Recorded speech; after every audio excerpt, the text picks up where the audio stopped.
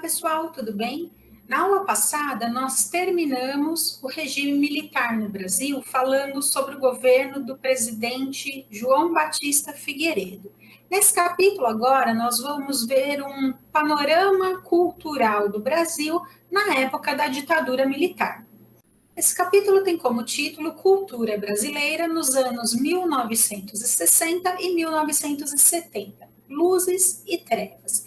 É importante lembrar que o movimento da contracultura, que nós estudamos no capítulo 12, ele também repercutiu aqui no Brasil. Então, muitos artistas, atores, cantores, enfim, se influenciaram por esses elementos da contracultura e, assim como jovens e outros países, usaram a sua arte como uma forma de expressão de mudança de mundo. Esses artistas defendiam uma cultura genuinamente brasileira, né, adaptada à nossa realidade, lembrando que nós estávamos vivendo o período da ditadura militar, então esse era um elemento a mais aí nessa mudança de mundo que os jovens pretendiam.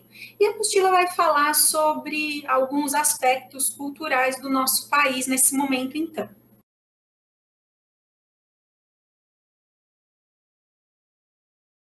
Um dos primeiros movimentos tratados pela apostila é o cinema. O Brasil se desenvolveu o chamado cinema novo, que surgiu aí na década de 1960 e teve como um dos seus principais representantes o cineasta Glauber Rocha. É uma nova forma de se fazer cinema no país. Deixando de lado aqueles filmes com roteiros de começo, meio e fim bem determinados, roteiros românticos, água com açúcar, como se diz, criou-se um cinema de crítica, um cinema de denúncia da pobreza, da miséria, uma narrativa em forma de flashback, né? Então aquela narrativa que vai e volta, que não agradou muita gente, né, no momento em que foi lançado. Mas os filmes do Glauber Rocha, principalmente, fizeram muito sucesso, ficaram marcados aí como os principais exemplos do cinema novo no Brasil.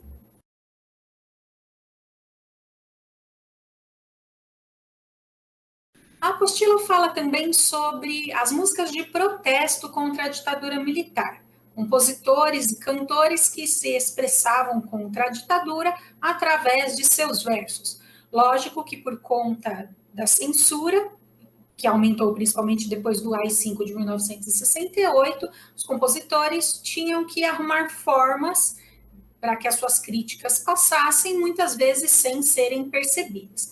A apostila nos traz como exemplo a música, para não dizer que não falei, das Flores, do Geraldo Vandré, que é considerada um hino da juventude que protestava contra a ditadura militar, e a canção tem no seu refrão: vem, vamos embora, que esperar não é saber, quem sabe faz a hora, não espera acontecer, a ideia de que os jovens vão se mobilizar para tentar, né, mudar a situação, não assistirem calados aos militares no poder.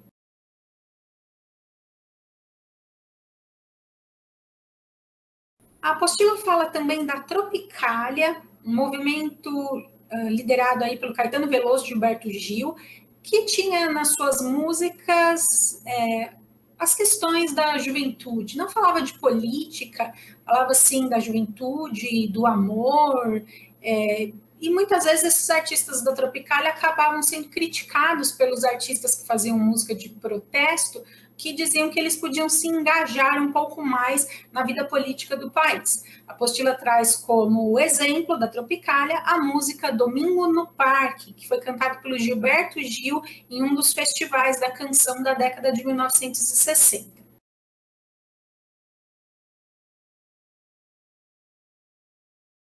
Um outro movimento cultural importante foi a Jovem Guarda, que teve como destaque os nomes do Roberto Carlos, Erasmo Carlos, Vanderleia, Martinha. Esse movimento não tinha mesmo preocupação política nenhuma.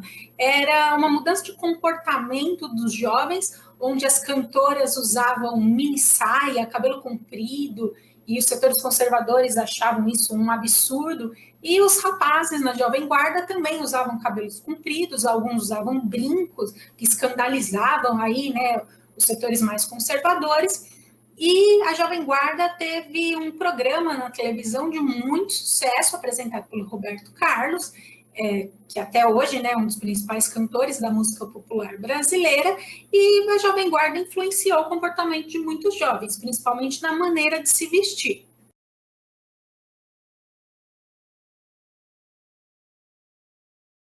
A apostila cita também a questão dos festivais da canção, que eram comuns no Brasil na década de 1960. Depois do AI-5 do final de 1968, esses festivais, vamos dizer assim, perderam um pouco a sua graça. Funcionava da seguinte forma: esses festivais eram concursos. Os compositores inscreviam as suas músicas para participar desse concurso. E aí podia ser ele ou não o intérprete da música. As pessoas se animavam com esses festivais, nos teatros onde eram gravados, teatros, ginásios, as torcidas pelas músicas eram extremamente entusiasmadas, as pessoas lotavam os lugares, e aí vaiavam, aplaudiam, levavam apitos, cartazes, né? As pessoas se envolviam mesmo com, né, na torcida pelas suas músicas. E os festivais da canção acabaram nos revelando grandes nomes da música popular brasileira, seja como cantores ou seja como compositores. A apostila traz aí, na foto, o Chico Buarque, compositor de uma das músicas participantes de um desses festivais, que foi a música Sabiá, que foi interpretada pelas irmãs Sinara e Cibele.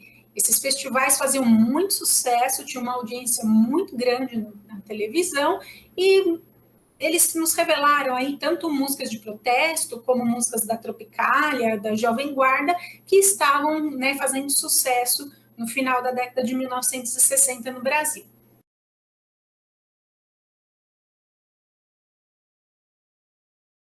A apostila traz como exemplo algumas músicas de protesto contra a ditadura militar. Uma delas é a música Cálice, interpretada pelo Chico Buarque, pelo Milton Nascimento, música essa que foi censurada em 1973, só foi gravada em 1978, depois do final do AI-5, e a letra toda dela é uma crítica à ditadura militar, que a ditadura é uma bebida amarga, a ditadura é o monstro da lagoa, a ditadura tortura as pessoas, ele não pode se manifestar, ele está calado, não pode se manifestar porque a ditadura vai atrás dele, ele pode ser preso. Até a própria palavra cálice é um jogo aí de palavras com o verbo calar. Então, na verdade, é cálice do verbo calar, de você ficar quieto e não poder se manifestar livremente. Chico Buarque foi um dos maiores compositores brasileiros em número de canções contra a ditadura militar.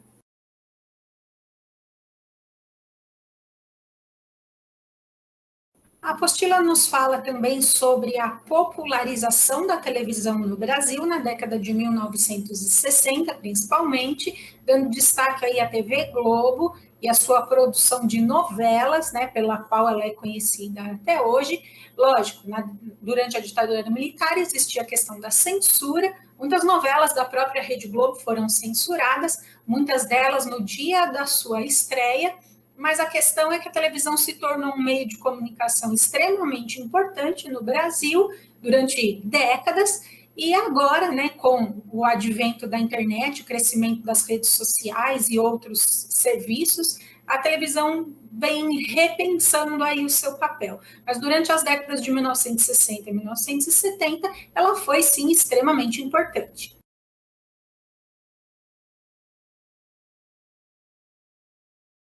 Esse capítulo, então, nos mostra um panorama geral da cultura no Brasil nas décadas de 1960 e 1970. Então, mesmo com a ditadura militar e a censura, a produção cultural no Brasil continuou, enfrentou essa censura e os artistas se mobilizavam, né, contra esse regime de governo.